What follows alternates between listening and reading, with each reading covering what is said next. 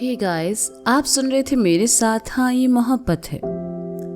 हाँ ये मोहब्बत है भाग 97। अक्षत के कहने पर सोमी जीजू ने फ्लाइट रुकवा दी। सोमी जीजू ने झूठ बोला जिसके लिए उन्हें कुछ घंटे के लिए कस्टडी में रखा गया।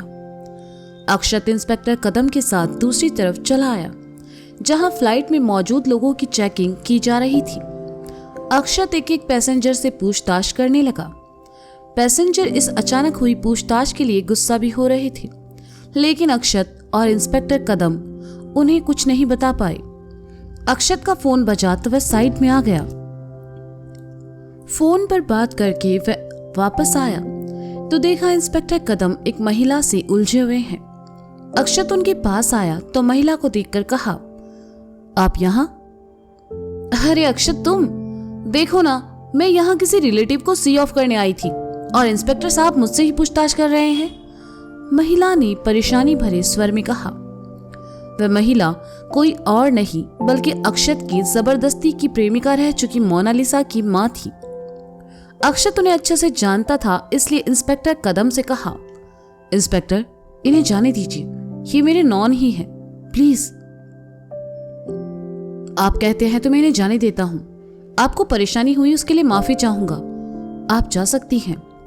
इंस्पेक्टर कदम ने कहा, थैंक यू अक्षत, कभी वक्त मिले तो मीरा के साथ घर जरूर आना, मोनालिसा की मां ने कहा और वहां से चली गई। अक्षत इंस्पेक्टर कदम के साथ एक बार फिर पूछताछ में लग गया। लगभग 2 घंटे चले इस जांच पड़ताल में अक्षत के हाथ कुछ नहीं लगा।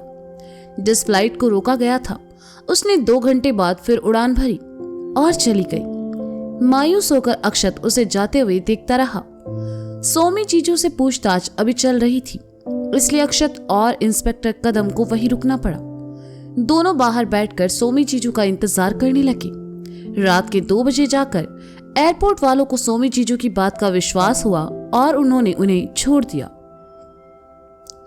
अक्षत उनके साथ बाहर जाने लगा तो इंस्पेक्टर ने उससे रोकते हुए कहा, मिस्टर व्यास। अक्षत रुका और उनकी तरफ पलटा तो इंस्पेक्टर कदम ने एक छोटा बैग अक्षत की तरफ बढ़ाते हुए कहा, यह शायद तुम्हारे उस जानकार का है, पूछताछ के दौरान यहाँ रह गया था। इसमें कुछ पैसे और दवाइयां हैं, क्या तुम ये उन तक पहुंचा दोगे? हाँ, ये मैं उन्हें दे दूंगा, अक्षत ने बैग लेते हुए कहा। हाँ थैंक यू, इंस्पेक्टर कदम ने कहा। थैंक यू तो मुझे आपसे कहना चाहिए, आप इसमें मेरी जो मदद कर रहे हैं मैं इसे कभी नहीं भूलूंगा, अक्षत ने कहा। ओ प्लीज मिस्टर व्यास, आप मुझे थैंक यू तब कहना जब हम अमायरा के कातिल को पकड़ लें, तब मैं पूरे दिल से आपके थैंक यू को स्वीकार करूंगा। बहुत देर हो गई है, अब मैं चलता हूं और आप भी अपना ख्याल रखिए, गुड नाइट। इंस्पेक्टर कदम ने अक्षत के कंधे पर हाथ रखकर कहा और वहां से चले गए। अक्षत सोमी जीजू को साथ लेकर गाड़ी में आ बैठा। सोमी जीजू उसके बगल में ही बैठे थे और दर्द से करा रहे थे। अक्षत किसी सोच में डूबा था। अमायरा के कातिल के इतना पास होकर भी वह उसे पकड़ नहीं पाया। अभी भी कुछ तो था जो अक्षत के दिमाग में खटक रहा था, लेकिन वह समझ नहीं पा रहा था। अक्षत को परेशान देखकर सोमी जीजू ने कहा, परेशान मत हो, वो मिल जाएगा। नहीं जीजू, मैंने इसे जितना आसान समझा था ये उतना आसान नहीं है। अमायरा का कातिल वही आदमी है जो मुझे बार बार कॉल कर रहा है, लेकिन वह किसी और का नाम लेकर मुझे इसमें भटकाना चाहता है ताकि मैं उसे भूलकर अपना वक्त बर्बाद करता रहूं और वह अपने इरादों में कामयाब हो जाए। अक्षत ने सोचते हुए कहा। कौन से इरादे अक्षत? सोमी जीजू ने पूछा। बहुत ही भयानक, जो शायद सब बर्बाद कर सकते हैं, अक्षत ने कहा। लेकिन हो सकता है वो सच बोल रहा हो, तो वो तुम्हारी मदद इसलिए तो नहीं कर सकता ना कि तुम उस तक ना पहुंचो। तुम्हें रिस्क नहीं लेना चाहिए, क्या पता वो अमायरा के कातिल को जानता हो और चाहता हो तुम उस तक पहुंचो, सोमी जीजू ने कहा। मान लेते हैं कि ये सच है, लेकिन मेरे पास इतना वक्त नहीं है जीजू। अगर आज की फ्लाइट में अमायरा का कातिल मौजूद भी था तो मैं उसका पता कैसे लगाऊं कि वो कौन था, अक्षत ने परेशानी भरे स्वर में कहा। सोमी जीजू ने कागज निकालकर अक्षत की तरफ बढ़ाया और कहा, शायद इससे तुम्हारी मुश्किलें कुछ कम हो जाए। अक्षत ने कागज को लेकर देखा उसमें आज की फ्लाइट में जाने वाले पैसेंजर्स की लिस्ट थी। अक्षत ने सोमी चीजू की तरफ देखा और कहा, ये आपको कहां से मिली? मैंने आते टाइम इंक्वायरी ऑफिस से चुरा ली थी, सोमी चीजू जी ने कहा। तो अक्षत हंस पड़ा और गाड़ी स्टार्ट कर वहां से निकल गया। अक्षत की गाड़ी घर के बाहर आकर रुकी। उसने सोमी चीजू से कहा, चलिए जाइए। ये तुम मुझे घर लेकर क्यों आए हो? मैं भी चलता हूं ना तुम्हारे साथ। सोमी चीजू ने कहा, नहीं, यहां से आगे का सफर मुझे अकेले तय करना होगा। मैं आप लोगों की जिंदगी को खतरे में नहीं डाल सकता। आप अंदर जाकर आराम कीजिए। अक्षत ने गंभीरता से कहा। मैं ठीक हूं, सोमी चीजू ने कहा। मैं फिर भी आपको अपने साथ आने की परमिशन नहीं दूंगा। आप अंदर जाइए प्लीज, अक्षत ने इस बार थोड़ा कठोरता से कहा। तो सोमी चीजू गाड़ी से नीचे उतरकर अंदर चले गए। अक्षत ने गाड़ी वापस घुमाई और वहां से चला गया। सोमी चीजू को घर छोड़कर अक्षत झील किनारे चला आया। चांदनी रात थी और ठंडी हवाएं चल रही थी। उसने गाड़ी साइड में लगाई और नीचे उतरकर पुल के पास चला आया। रात का गहरा सन्नाटा था और आसपास कोई नहीं था। अक्षत खामोशी से खड़ा हाथ में पकड़े उस कागज पर लिखे नामों को देख रहा था। अक्षत के लिए इनमें से कोई भी नाम ऐसा नहीं था जिस पर वह शक करे या जिसे जानता हो, लेकिन एक नाम ऐसा था जिसे देखकर अक्षत का दिमाग ठनका। इस कागज में उस नाम का होना अक्षत के मन में उलझने पैदा कर रहा था। कुछ देर बाद उसने नवीन का नंबर डायल किया। नवीन गहरी नींद में था और सो रहा था। उसने फोन उठाया और उन्माद भरे स्वर में कहा, हेलो। हाँ अक्षत, क्या हुआ? तुमने इतनी रात में फोन क्यों किया है? नवीन, आई एम सॉरी बट मुझे तेरी हेल्प की जरूरत है। मैंने तुझे एक लिस्ट भेजी है। मुझे उन सबका एड्रेस और फोन नंबर चाहिए। प्लीज, ये मेरे लिए बहुत जरूरी है। आखिरी बार मेरी मदद कर दे प्लीज। मैं तेरे आगे हाथ जोड़ता हूं, अक्षत ने नवीन से रिक्वेस्ट करते हुए कहा। ठीक है, मैं करता हूं। मुझे 10 मिनट दे, मैं फ्रेश अप होकर लैपटॉप ऑन करता हूं, नवीन ने कहा। थैंक्स, अक्षत ने कहा और फोन रख दिया। उसने समय देखा। सुबह के 4 बज रहे थे और उसके पास सिर्फ 6 घंटे बचे थे। अक्षत के लिए एक एक मिनट भी इस वक्त बहुत इंपॉर्टेंट था। वह गाड़ी के बोनेट पर आ बैठा और कुछ देर बाद अपने हाथों को सर के पीछे लगाकर वहीं लेट गया। उसकी नींद आंखों से कोसों दूर थी।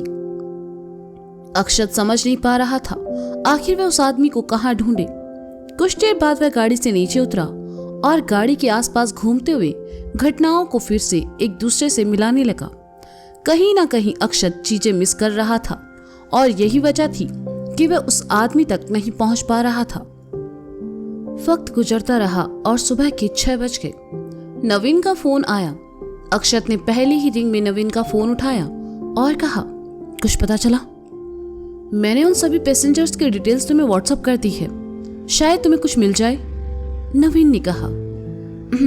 थैंक्स यार, थैंक यू सो मच, अक्षत ने कहा। लेकिन मुझे एक डाउट है, नवीन ने कहा। क्या और कैसा डाउट? अक्षत ने कहा। ये सब में तुम सिर्फ अपना वक्त बर्बाद कर रहे हो। मैंने जो लिस्ट तुम्हें भेजी है उसमें 52 पैसेंजर है और हैरानी की बात यह है कि 48 पैसेंजर इंदौर के बाहर से हैं। तुम्हें ये कुछ अजीब नहीं लगता? बाकी 4 इंदौर से ही हैं। वो आदमी सिर्फ तुम्हें भटका रहा है अक्षत, नवीन ने कहा। शायद, लेकिन मुझे फिर भी पता लगाना होगा। थैंक्स, मैं जल्दी ही तुमसे मिलूंगा, अक्षत ने कहा और फोन काट दिया। अक्षत गाड़ी में आ बैठा और व्हाट्सएप पर आई लिस्ट को देखने लगा। अक्षत एक एक करके सब देखता जा रहा था, लेकिन उसे कोई क्लू नहीं मिला। 8 बज चुके थे। अक्षत ने अपना फोन गाड़ी के डैशबोर्ड पर डाला और गाड़ी स्टार्ट की तो नजर बगल वाली सीट पर पड़ी पर्स पर चली गई। इसमें उनकी दवाइयां भी है, मुझे उन्हें ये पर्स लौटाना चाहिए। नवीन ने जिन 4 लोगों की डिटेल्स भेजी है उनमें से एक वहीं आसपास में है। अक्षत खुद में बड़बड़ाया और वहां से निकल गया। सुबह छवि नहा धोकर घर से जैसे ही जाने लगी, माधवी जी ने कहा, छवि तुम कहीं जा रही हो क्या? छवि पलटी और कहा, हाँ माँ, मैं मंदिर जा रही हूँ, भगवान का शुक्रिया अदा करने। आखिर उन्होंने हमारी सुन ली और मुझे इंसाफ मिल गया। मैं मंदिर होकर आती हूँ माँ। ठीक है बेटा, ध्यान से जाना, माधवी जी ने कहा और किचन की तरफ चली गई। छवि की मामा हॉल में बैठी अखबार पढ़ रहे थे। उन्होंने छवि को देखा तो कहा, छवि आते हुए मेरे लिए भी भोलेनाथ का थोड़ा प्रसाद ले आना। जी मामा जी, जरूर, छवि ने मुस्कुराकर कहा और वहां से चली गई। छवि आज खुश थी। उसके मन में अब किसी तरह की कोई उलझन नहीं थी। वह खुशी खुशी मंदिर पहुंची। उसने मंदिर पहुंचकर महादेव का शुक्रिया अदा किया और उसी मंदिर में राधा कृष्ण की परिक्रमा की। परिक्रमा करने के बाद छवि आकर उनकी मूर्ति के सामने खड़ी हो गई और आंखें मूंद कर अपने हाथ जोड़ लिए। कुछ पल बाद ही छवि को एहसास हुआ जैसे कोई बहुत सट कर उसके साथ खड़ा है। छवि ने आंखें खोली तो पाया मोहल्ले का वही लड़का उसके बगल में खड़ा था, जिसे कुछ रोज पहले छवि ने सबके सामने थप्पड़ मारा था। छवि उससे कुछ दूरी बनाकर खड़ी हो गई तो लड़का दूसरी तरफ से आकर फिर छवि से सटकर खड़ा हो गया। ये क्या बदतमीजी है? लगता है उस दिन का थप्पड़ तुम भूल गए हो। छवि ने जलती आंखों से लड़के को देखकर कहा, तुम्हें मैं कैसे भूल सकता हूं छवि? तुम तो मेरी आंखों में बस सी गई हो। उस दिन तुमने मुझे थप्पड़ मारा, इस बात का मुझे बिल्कुल बुरा नहीं लगा, लेकिन जब तुम मेरे साथ ऐसे अजनबियों जैसा बर्ताव करती हो तब बुरा लगता है। सुना है कोर्ट से तुम्हें इंसाफ मिल गया है, लेकिन तुम्हारे इस बच्चे का क्या? उसे तो बाप का साया नहीं मिला ना। सोच रहा हूं तुम पर और तुम्हारे बच्चे पर एक छोटा सा एहसान कर दूं। मैं तुम्हें अपनाने के लिए तैयार हूं छवि। बिन ब्याही माँ बनकर इस समाज में रहने से अच्छा है तुम मेरे साथ चलो। तुम्हारे इस बच्चे को बाप भी मिल जाएगा और तुम्हें पति भी। लड़के ने बेशर्मी से कहा और उसका कहा गया एक एक शब्द छवि के कानों में गर्म शीशे की तरह उतर रहा था। छवि ने लड़के को कोई जवाब नहीं दिया और वहां से जाने लगी तो लड़के ने छवि का हाथ पकड़कर उसे रोक लिया। मेरा हाथ छोड़ो, छवि ने गुस्से से कहा। किस बात का घमंड है तुम में? हाँ, तुम्हारी इज्जत लुट चुकी है। पूरे शहर में, समाज में तुम बदनाम हो चुकी हो। तुम्हारे पेट में एक नाजायज बच्चा पल रहा है। ये सब जानते हुए भी मैं तुम्हें अपनाने को तैयार हूं और तुम मुझे नजरअंदाज करके जा रही हो। इतना गुरूर अच्छा नहीं है छवि। अरे तुम जैसी लड़कियों को अपनाना तो दूर, रिश्ता भी रखना नहीं चाहेगा कोई, लेकिन मैं तुम पर यह एहसान कर रहा हूं। लड़के ने बेशर्मी से कहा। हाथ छोड़ो उसका। एक जानी पहचानी आवाज छवि के कानों में पड़ी। उसने नम आंखों से देखा तो पाया उसके बगल में विकी खड़ा था। छवि का दिल धड़कने लगा। विकी को वहां देखकर छवि हैरान थी। उसके मुंह से बोल नहीं फूटे। वह बस विकी को देखते रही। लड़के ने छवि के बगल में खड़े विकी को देखा तो छवि का हाथ छोड़ दिया। विकी लड़की के सामने आया और कहा, अभी इससे क्या कहा तुमने? इसकी इज्जत लूट चुकी है, ये समाज में बदनाम हो चुकी है। समाज में जब तक तुम जैसी गंदगी मौजूद है, छवि जैसी लड़कियों को वो लोग गिरी हुई नजर से ही देखेंगे।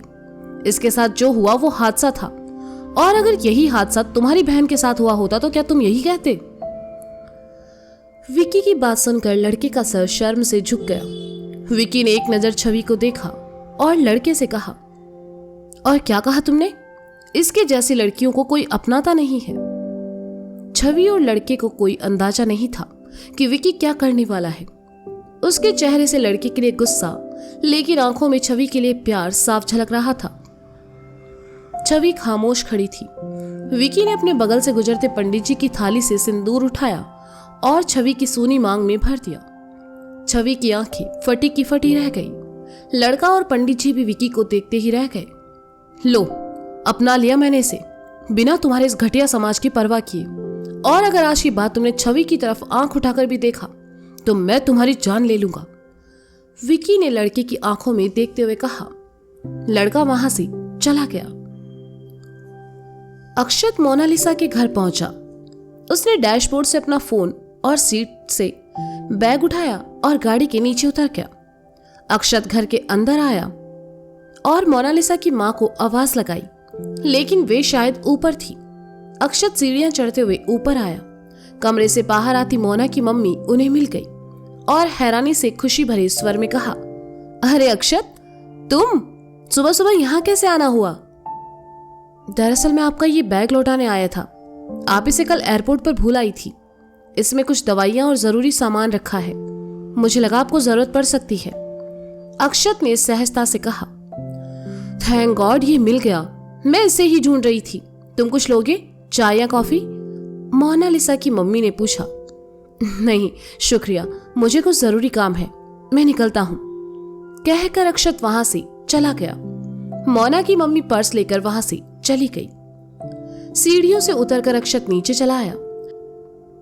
दरवाजे की तरफ जाते हुए अक्षत की नजर हॉल के रैंक पर पड़ी। वह रैंक देखकर कुछ देर के लिए ठहर गया और उसका दिल धड़कने लगा, लेकिन अगले ही पल उसका फोन बजा। अक्षत ने फोन उठाकर कान से लगाया तो दूसरी तरफ से अर्जुन ने घबराए हुए स्वर में कहा, मेरा हॉस्पिटल से गायब है। अक्षत ने सुना तो अपने फोन को देखा, जिसमें 10:05 हो चुके थे। 24 घंटे पूरे हो चुके थे और किडनैपर का अगला टारगेट थी मीरा सिंह राजपूत। अक्षत ने अर्जुन को जवाब दिए बिना ही फोन जेब में डाला और तेजी से वहां से भागा।